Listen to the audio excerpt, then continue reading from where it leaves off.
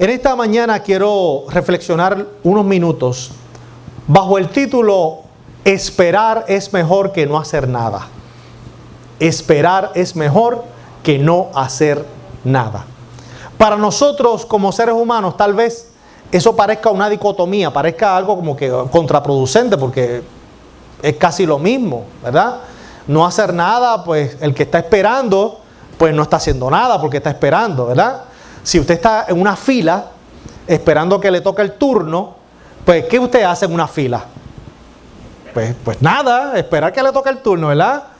Tal vez se entretenga en algo, hablando por celular o en alguna red social y demás, pero básicamente no está haciendo gran cosa porque está esperando que le corresponda el turno.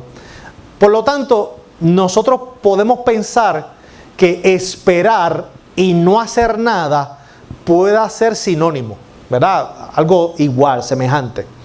Pero en el mundo espiritual, las leyes espirituales no necesariamente tienen que ver o son similares a las leyes del mundo físico, ¿verdad? Nosotros habitamos en esta dimensión de tiempo, espacio, la dimensión de la materia, ¿verdad? Pero en el mundo espiritual hay otras leyes que son distintas. En el mundo físico, pues ahí está la ley de la gravedad, hay leyes físicas, leyes de tiempo, ¿verdad? Que son inviolables. Pero en el mundo espiritual hay otras leyes. Así que en el ámbito espiritual, esperar y no hacer nada no es lo mismo. Es diferente, es distinto.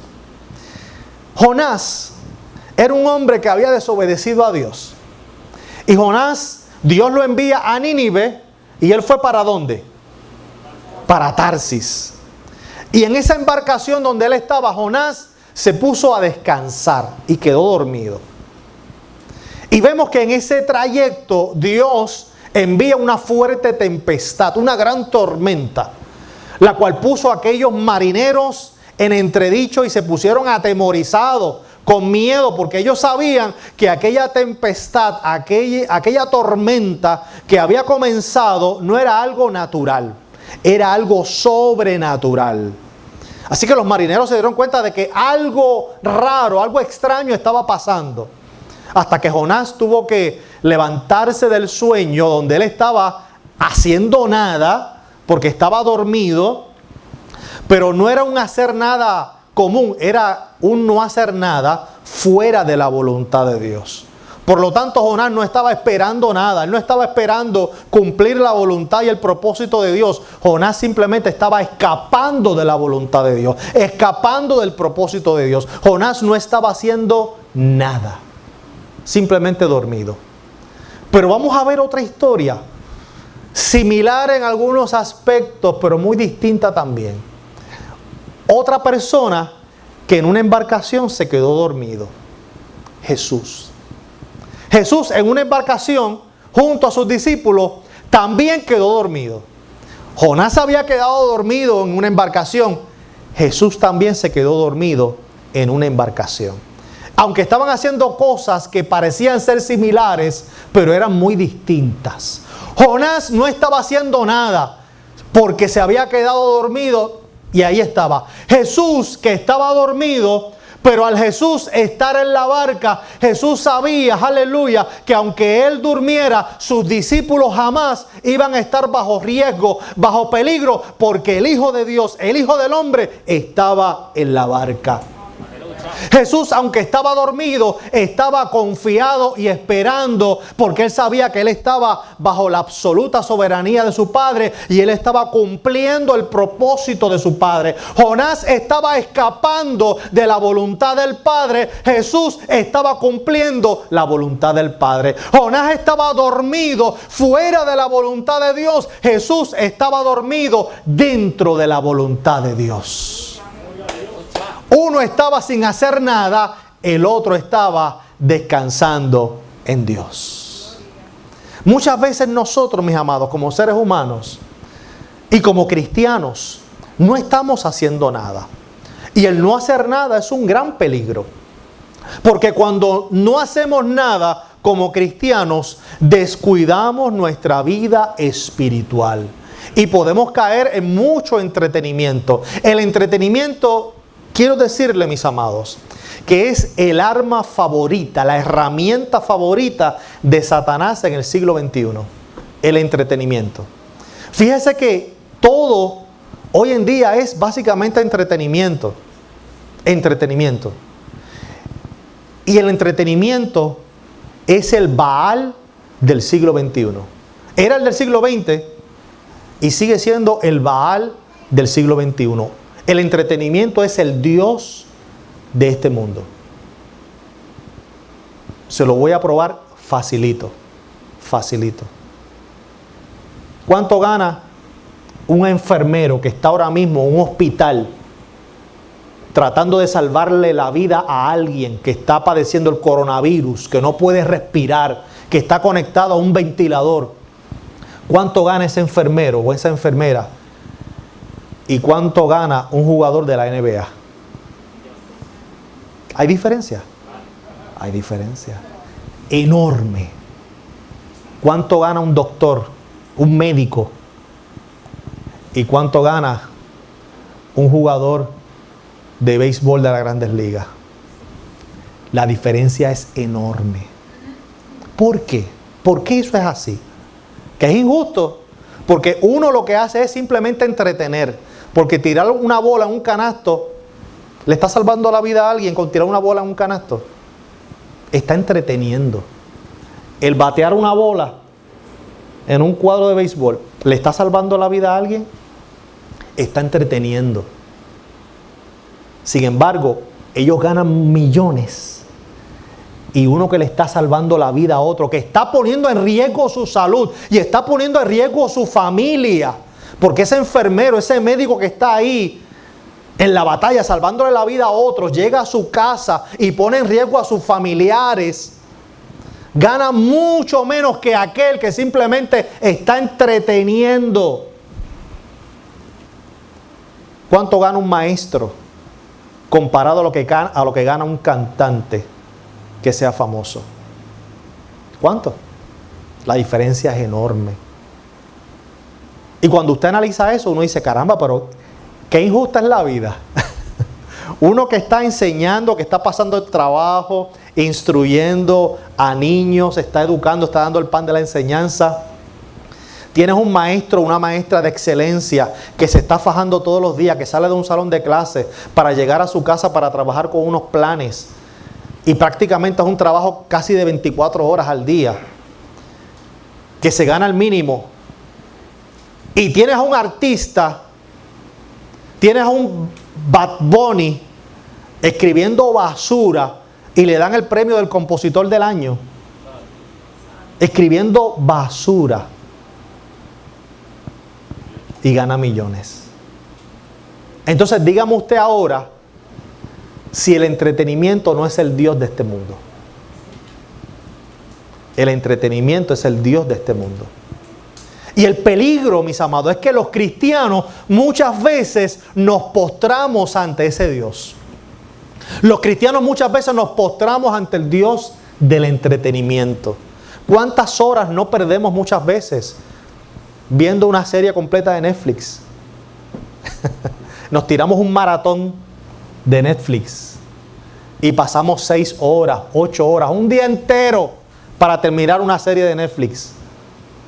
Pero ¿cuántas horas le dimos al Señor en oración? ¿Cuántos minutos invertimos leyendo la palabra del Señor? ¿Cuánto tiempo? ¿Cuánto? ¿Cuánto tiempo invertimos en un videojuego que hasta los jóvenes hoy en día se amanecen jugando online? Se amanecen jugando online. ¿Cuántas horas no invierten en un videojuego? Pero ¿cuántas horas sacan para doblar rodillas, para pedirle a Dios que dirija sus planes, para pedirle a Dios que ilumine su camino, para pedirle a Dios que le abra puertas en la vida? Para que cuando vaya a la universidad, que Dios le dé la sabiduría, que Dios le dé el entendimiento, para que Dios lo ponga en gracia en la universidad, en el trabajo, donde quiera que vayan, para que el Señor abra puertas en la vida, puertas de bendición. ¿Cuánto tiempo invierte en oración? ¿Cuánto tiempo se invierte buscando la presencia de Dios comparado a estar jugando un videojuego? ¿Cuánto tiempo perdemos viendo una novela? ¿Cuánto tiempo? Y no estoy diciendo, no me malinterprete, no estoy diciendo que ver un juego de baloncesto es malo, ni ver un juego de... No estoy diciendo que nada de eso es pecado. El asunto es que cuando le damos más tiempo al entretenimiento y le quitamos tiempo a Dios para dedicárselo al entretenimiento, dejamos de adorar a Dios para adorar al Baal del siglo XXI, que se llama entretenimiento.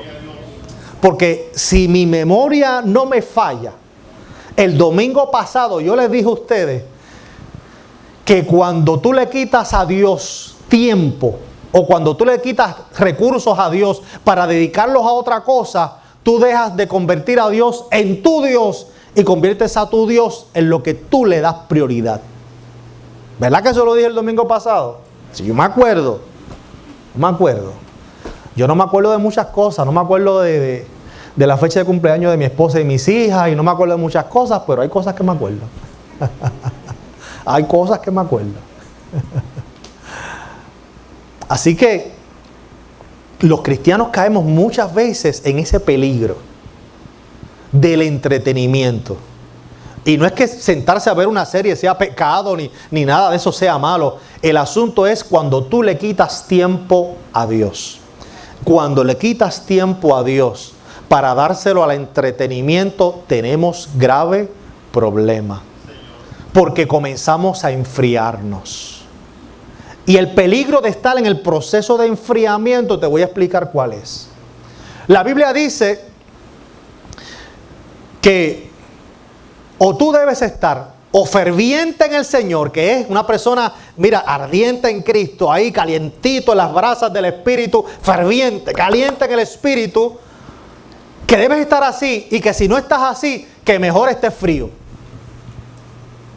Pero que no estés tibio. Y la Biblia dice que a los tibios, ¿Dios qué? Dios los vomita. Dios vomita a los tibios. Dios no tolera en su estómago gente tibia, cosas tibias. O está frío o está ferviente, ardiente en el Señor. Porque te voy a explicar el peligro y el problema de estar tibio. El que está ferviente en el Señor, que sí, que puede ver deporte, puede ver una película en televisión, puede jugar videojuegos, pero no le quita tiempo al Señor y puede hacer esas otras cosas, pero puede mantener una vida devocional diaria y puede mantener su vida ferviente. Él está, mira, en la dirección correcta, está haciendo la voluntad de Dios, está en el camino correcto. Así es que Dios nos quiere. Pero si está frío, el que está frío tiene la oportunidad, como está frío, él sabe que está frío y acepta que está frío, reconoce que está frío, y eso da oportunidad para que esa persona busque de Dios nuevamente y se afinque y se afirme y se fortalezca en Cristo. Pero el que está tibio está en una zona de confort, en una zona de comodidad. Y como está tibio, tiene un pie allá y un pie acá, no reconoce que está mal. Piensa y cree que está bien. Piensa que no necesita orar más. Piensa que no necesita buscar más de Dios. Piensa que no está mal. Cree que está bien y que es importante quedarse así. Las 10 vírgenes, las que no tenían aceite suficiente, estaban tibias. Eran 10 vírgenes, ¿verdad? ¿Verdad que sí? ¿Cuántas se fueron con el novio? 5. Y las otras 5 se quedaron. No porque no tenían aceite, pero no suficiente, estaban tibias. Si en las 5 que se quedaron llegan a estar frías, o sea, no tenían aceite ninguno, no tenían ningún aceite, ellas se hubieran preocupado y hubieran ido a tiempo a comprar aceite, porque decían, no tenemos aceite, no hay nada, hay que buscar porque el novio está de camino, ya el novio está cerca de la puerta y no tenemos nada, la lámpara está seca, está vacía, hay que comprar aceite. Pero como tenían un poquitito de aceite, pensaron, estaban en la zona de confort y pensaban que no necesitaban más aceite. Estaban tibias. Y fueron las que se quedaron. Ese es el peligro de estar tibio. Es el peligro de cuando nosotros simplemente estamos entretenidos. Es el peligro de cuando nosotros simplemente no estamos haciendo nada en términos espirituales.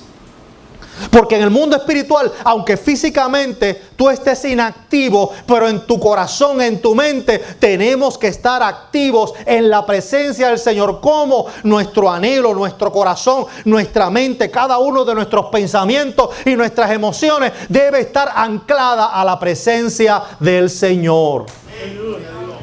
Le compartí a los hermanos del segundo culto que esta palabra que leímos aquí, los que esperan en el Señor, la palabra esperar, proviene del hebreo kavá. Kavá. Usted sabe que la Biblia no está escrita no fue escrita originalmente ni en inglés, ni en español, ni en francés, ni en ruso, ni en chino, ni en mandarín. No. La Biblia fue escrita en hebreo, algunas porciones en arameo y en griego koiné. Así que cuando se traduce la Biblia, en este caso del hebreo, la palabra que aparece ahí en el original es kavá. Y kavá significa estar unido, pero unido enlazado. Enlazado. Kavá significa estar enlazado. Le decía yo a los hermanos, tú puedes tener algunas fibras, algunos hilos. 5 hilos. Cada hilo, si tú lo coges de forma independiente y lo estiras, lo vas a partir. Lo puedes partir, porque es un hilo. Ahora, esos 5 hilos, enlázalos y haz como una especie de trenza y trata de romperlos. ¿Qué va a pasar? Muy difícil, muy difícil. Si está solo, se parte con facilidad, pero cuando está enlazado con los demás, es muy difícil romperlo. Cuando tú y yo estamos fuera de la voluntad de Dios, tú y yo sin Dios, sin Cristo, somos frágiles, somos débiles. Nos podemos partir, nos podemos romper en cualquier momento. Pero cuando tú estás enlazado con Dios, cuando tú estás enlazado con Cristo, cuando tú estás enlazado con el Padre, mira, no hay problema, no hay enfermedad, no hay adversidad que pueda destruir tu vida, que te pueda romper, que te pueda lastimar, porque estás unido, estás enlazado con Dios. Y el texto lo que nos está diciendo, que los que están enlazados con el Señor, los que están unidos con Dios, los que están enlazados con Cristo, los que están enlazados con el Padre, tendrán nuevas fuerzas. ¿Por qué? Porque como estás enlazado con Cristo, la adversidad te va a alar, el enemigo va a tratar de romperte, el mundo va a tratar de destruirte, pero como estás enlazado con Cristo, no te vas a romper, no van a partir tu vida, no vas a romperte, aleluya, y el Señor te va a dar nuevas fuerzas. Nuevas fuerzas. Esta semana muy probablemente la gobernadora dé malas noticias. Usted sabe que han subido los casos de hospitalización del coronavirus, ¿verdad? Eso ha salido en la prensa en los últimos días. Y ya los médicos y los especialistas están diciendo que parte de las recomendaciones que le van a dar a la gobernadora es que no siga abriendo otros sectores, sino que las cosas se queden así y que cierre inclusive otros sectores. Así que van a ocurrir una de dos cosas esta semana. La gobernadora muy probablemente mantenga la apertura como hasta ahora y no abra más sectores. Y lo otro que puede hacer es volver un poco para atrás y cerrar sectores que ya estaban abiertos. Y no creo que sea la posibilidad, pero vámonos a ir al extremo. Imagine que la gobernadora el miércoles diga, vamos a volver a cerrar los templos. Vamos a volver a cerrar todo. Solamente va a quedar abierto los supermercados, las farmacias, los garajes y los hospitales. Imagínense que el miércoles la gobernadora diera ese anuncio. Sería como que un choque, ¿verdad? Para nosotros, porque ya experimentamos 3 meses duros, difíciles, 3 meses de estar encerrados. Por lo menos los que no trabajamos en el área de las que están abiertas, ¿verdad? Los que no trabajamos ni en el mercado de los alimentos, o los hospitales, la salud y demás, ¿verdad? Y vamos a estar encerrados nuevamente y eso pues trae esos malos recuerdos, ¿verdad? De estar encerrados tanto tiempo. Pero ¿y si la gobernadora dijera eso? ¿Qué vamos a hacer? No vamos a hacer nada. Y la Biblia nos está diciendo que no es que estés en la actitud de no hacer nada, es que estemos esperando en el Señor. Porque el que espera en el Señor, aunque está encerrado en su casa, pero está esperando en el Señor. ¿Por qué? Porque su vida devocional diaria, su confianza, su esperanza está puesta en Cristo. El que está esperando en el Señor sabe que aunque nos vuelvan a encerrar nuevamente en nuestros hogares, aleluya, sabemos que el Señor tiene control de todas las cosas. Y el Dios que nosotros le servimos tiene el poder para el día de mañana hacer que todos esos países que están trabajando en la vacuna encuentren la vacuna mañana. El Dios que nosotros le servimos tiene el poder para que en el día de mañana, oiga, ese coronavirus desaparezca y se fume como si fuera vapor. El Dios que nosotros le servimos tiene el poder para que en el día de mañana desaparezca todo coronavirus y que todo vuelva a la normalidad. Nosotros sabemos que Dios tiene ese poder. Sí, Señor. Gloria a Dios. Pero estamos confiados en que Dios obra conforme a su voluntad. No conforme a mi capricho, ni a su capricho. Dios obra conforme a sus propósitos y su voluntad. Él tiene un tiempo para todo. Para todo. Yo quisiera que el día de mañana todo volviera a la normalidad y que dejáramos de estar usando mascarilla. Yo quisiera que mañana todo volviera como antes. Y yo tengo la fe y la certeza de que así va a ser en algún momento dado. Pero no en mi tiempo, no en tu tiempo. Va a ser en el tiempo de Él. Hay dos tiempos. Está el Cronos, que es el tiempo del reloj. Ese es el Cronos, el tiempo del reloj. Pero está el Kairos de Dios, que es el tiempo de Dios. Y el Kairos no tiene que ver con el Cronos. Porque yo le puedo decir a Dios, Señor, yo tengo una necesidad y esa necesidad es apremiante. Yo necesito que tú obres de emergencia y yo necesito que tú obres ahora. En el Cronos mío, ahora. Pero Dios, que habita en la eternidad, y en la eternidad el tiempo no existe, Dios no tiene prisa, Él es el mismo ayer, hoy y por los siglos de los siglos. Dios no puede estar diciendo, mira, sí, tu petición ya ha sido contestada y ha sido enviada, pero no la vas a recibir por ahora, la vas a recibir no en el Cronos tuyo, la vas a recibir en el Kairos mío. En el tiempo de Dios, en el tiempo de Él, porque Él sabe que lo que tú estás pidiendo, Él sabe si tú lo necesitas ahora o realmente lo vas a necesitar mañana. Él sabe que lo que tú estás pidiendo, si te lo da ahora, va a ser de maldición o va a ser de tropiezo para tu vida. Por eso Él te dice, mira, sí, yo voy a contestar la petición, pero si lo envío ahora, eso va a ser de maldición para tu vida. Por lo tanto, no es ahora, es en el tiempo mío. Es cuando yo decida, es en el Kairos de Dios. Por eso es que no podemos desesperarnos. Cuando estamos esperando en el Señor, no podemos caer en la desesperación.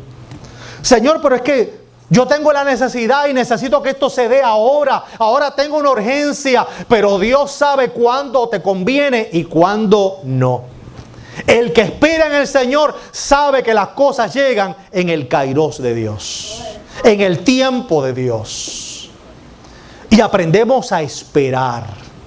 Sabemos que Dios tiene control de todas las cosas. Estamos firmes descansando en el Señor, que Él va a obrar en su tiempo y conforme a su voluntad. Tal vez yo tengo una perspectiva de que Dios va a obrar de cierta manera, pero muchas veces no es como yo pienso que Él lo va a hacer, es a la manera de Él. Elías estaba encerrado allí en una cueva y él pensaba que Dios se le iba a manifestar a través de un terremoto, a través de un fuego, a través de un viento que estremeció toda aquella montaña. Pero cuando vino el silbo apacible, ahí fue que Dios le habló. Elías siendo un hombre de acción, porque Elías era un hombre de acción. Elías era un hombre que él estaba acostumbrado a orar y el cielo se cerraba y no llovía. Y volvía y oraba y comenzaba a llover. Era un hombre que estaba acostumbrado a orar, mira, y el fuego descendía. Y tenía el valor, la valentía de tomar una espada en su mano y decapitar a aquellos profetas de Baal y de Acera. Era un hombre de acción, era un hombre de movimiento. Por lo tanto, en su perspectiva, él pensaba que Dios todo el tiempo se manifestaba así como él, en el fuego, en la acción, en la batalla, en la lucha. Jamás él iba a pensar que Dios se manifiesta también en el silbo apacible. Cuando aparentemente no está sucediendo nada. Cuando tú crees muchas veces que Dios está en silencio, cuando tú crees muchas veces que Dios se olvidó de ti, Él está trabajando a tu favor. Ese es el silbo apacible. Cuando tú muchas veces ya no escuchas la voz de Dios. Cuando tú muchas veces tú oras y ya no sientes nada. Antes tú sentías los ríos de agua viva. Antes tú sentías el mover del Espíritu en ti. Pero ya no sientes nada. Cuando antes tú sentías que orabas y esa oración llegaba al cielo. Pero ahora tal vez oras y sientes que esa oración no pasa ni del techo. Ahora oras y oras y oras y hablas con Dios y buscas su presencia y no sientes nada. Silbo apacible. Le pides a Dios todos los días: Señor, pero necesito esto. Señor, pero mira mi necesidad. Señor, pero mira mi enfermedad. Señor, pero mira este problema, mira esta crisis. Y no escuchas nada. El silbo apacible de Dios. El silbo apacible. Y esperamos que Dios se glorifique en nuestra vida de una forma poderosa y que desciendan ángeles del cielo y fuego del cielo y se manifieste una gloria terrible. Pero Dios se antoja de hablarte a través del silbo apacible. Y en ese silbo apacible te dice: estad quietos y conoced que yo soy Dios. Estad quietos. Deja de luchar por tus propias fuerzas. Deja de batallar por tus propias fuerzas. Deja de luchar por ti mismo. Deja de luchar por ti misma. Y deja que Dios pelee tu batalla. Deja que Él esté al frente de la batalla. Deja de pelear por tu fuerza. Deja que Él pelee por ti. Estad quietos y conoced que yo soy Dios. Elías estaba esperando una respuesta de Dios. Una mujer llamada Jezabel lo había amenazado de muerte. Y no era nada más y nada menos que la esposa del rey. Una mujer que tenía hasta más influencia, más poder y más carácter que el rey. Más carácter que su marido. Era el poder detrás del trono. Ese era Jezabel. Él sabía el peligro que corría. Y Elías estaba esperando que en aquella cueva, en la entrada, que Dios se manifestara a él de una forma poderosa. Y que Dios le dijera: mira, voy a hacer esto. Vamos a destruir el ejército de Jezabel y de Acab. Vamos a hacer esto otro. Pero no. Dios le habla a través del silbo apacible. Y le dio instrucciones a Elías. En preparación. ¿Sabe para qué? Para el arrebatamiento. En preparación para el arrebatamiento. Porque después de esa experiencia y que Dios le habla a Elías en el silbo apacible, donde yo te he dicho que el silbo apacible es: estate quieto, estad quieto y esperad que yo soy Dios, que yo soy Dios. Después de ese silbo apacible, lo que vino fue el arrebatamiento de Elías. Y no es casualidad que ahora tú y yo Estamos en el silbo apacible, donde Dios te está diciendo, espera, confía, estate quieto. Deja de estar luchando por ti mismo. Deja de estar luchando por tus propias fuerzas y confía, espera. No es que dejes de hacer nada. No. Aunque físicamente estés inactivo, pero en tu mente y en tu corazón tú estás librando batalla en el mundo espiritual. En tu mente y en tu corazón tú estás orando, estás clamando, estás intercediendo, estás peleando la buena batalla de la fe. Porque es que en el mundo espiritual, le dije que las leyes son diferentes al mundo físico. Son totalmente distintas.